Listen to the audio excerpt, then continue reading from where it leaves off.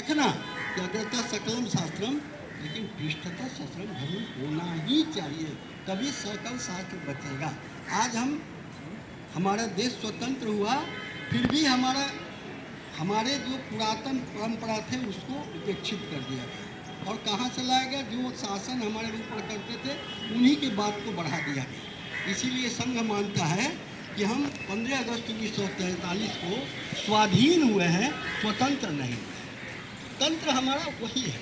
अभी बहुत सारे इधर विगत 10-11 साल में बहुत तंत्र बदले हैं, लेकिन अभी पूरी तरह तंत्र भारत विकसित नहीं। अभी प्रधानमंत्री को कल कहना पड़ा कि स्वतंत्र लागू करें, ये स्थिति है।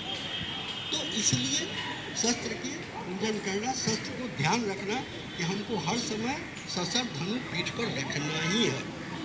और यही परिणाम है कि राम जब वनवास में गए थे तो उनकी पत्नी का हरण होता है। तो आप सबको मालूम होना चाहिए, जब ध्यान में आएगा, तो रावण ने विजित कर लिया था इंद्रपुरी को, इंद्र को पराजित किया था, लेकिन वो उत्तर भारत में नहीं आया था, उसके अधीन उत्तर भारत नहीं था। ये जो है अयोध्या उसके अधीन में नहीं था। क्यों? क्योंकि उसको मालूम था कि यहाँ आएंगे तो हम हार जाएंगे, इसलिए कभी यहाँ युद्ध नहीं किया। हम उससे बलशाली थे। तो राम वहाँ के युवराज थे, उन्हीं के खड़ाऊ पर शासन चल रही थी, पत्नी का हरण हुआ।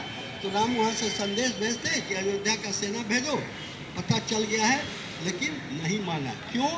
क्योंकि अभिप्रेत नहीं था।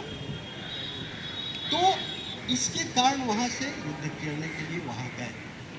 अब शस्त्र की महत्ता क्या होती है और बलशाली क्यों होना, शस्त्र युक्त क्यों होना? हमने परमाणु परीक्षण जो 1998 में किया था, तो वह दुनिया को डराने के लिए नहीं, अपनी रक्षा के लिए किया था। तो क्यों करना है?